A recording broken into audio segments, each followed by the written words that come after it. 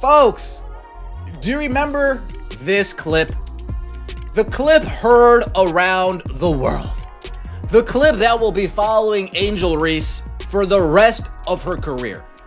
As long as her games don't sell out, as long as her games don't attract a good number of celebrities, as long as her games don't have any type of viewership motion, for lack of better terms, as long as all those three facts remain the same, this clip is going to follow her forever. Have you ever noticed how the loudest claims often fall apart under the simplest questions?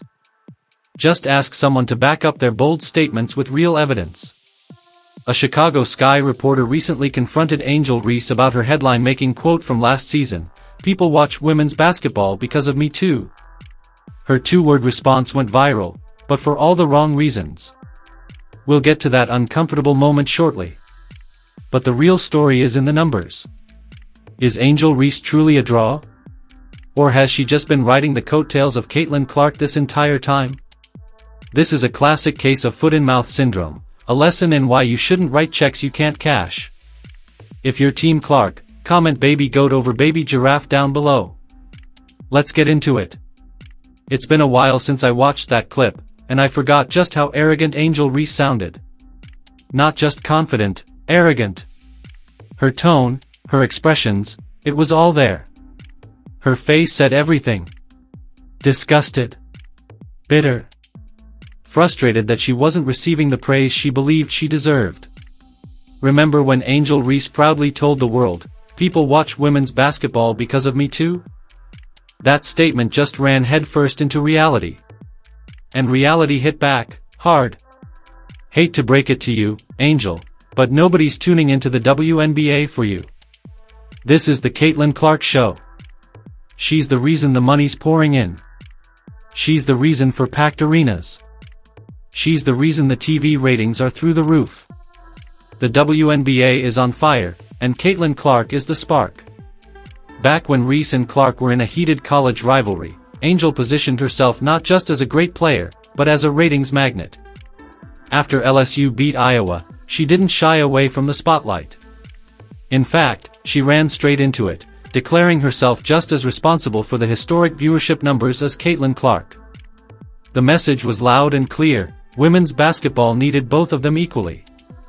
But recently, Angel was asked about that exact statement, and she completely ducked it. At a Chicago Sky press conference ahead of the 2025 season, a reporter brought up her bold claim. The question was simple: do you still believe people are watching women's basketball because of you too? Reese's response? Next question. That was it. No clarification. No evidence. Just a quick dodge that said far more than a full answer ever could. And let's be clear, the reporter didn't pull that quote out of nowhere. It was Reese's own words from last season. Asking if she still stands by them is completely fair. But she bailed. She ducked out. She hit "next question" and moved on like it never happened. That wasn't just an uncomfortable press moment. It was revealing.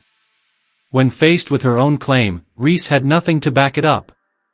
No data. No defense. And the reason? Because the numbers paint a very different story. Let's go through those numbers. Last season, the Chicago Sky's average home attendance was just 8,000 fans per game. Meanwhile, the Indiana Fever? Every single game was sold out at Gainbridge Fieldhouse, over 17,000 fans packed in every night. Reese talked about sold-out arenas, but where are these arenas? Who's selling out without Caitlin Clark on the court? Not the Las Vegas Aces. Sure, they sell out season tickets, but that's not the same. Tell me who's selling out every arena they go to that isn't named Caitlin Clark. Tell me who's drawing celebrities, not one or two, but dozens, everywhere they go. It's not Angel Reese. Let's rewind to Reese's preseason homecoming game at LSU, the school where she won a championship and became a household name. This should have been huge. Instead, just 6,000 fans showed up to Pete Maravich Assembly Center. That building holds over 13,000. Less than half full. That's not star power. That's apathy. And it gets worse. The Chicago Sky's preseason home game against the Minnesota Lynx drew just 4,600 fans. Another matchup with the Lynx in Minnesota attracted 7,600, but let's be honest, most of those people came to see the Lynx, not Reese. These are not the attendance numbers of someone driving a basketball revolution. They're average WNBA numbers. Business as usual. And we're about to find out how many Chicago Sky fans are actually basketball fans, and how many are just Angel Reese content creator fans. Are they showing up for the team? Or just for the drama? The trend is clear. Game after game, the stands tell a story Angel doesn't want to hear.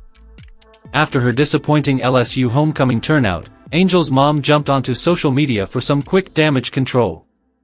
She posted, that certain fan base looking in the stands celebrating attendance while others are looking up in the rafters celebrating championship banners.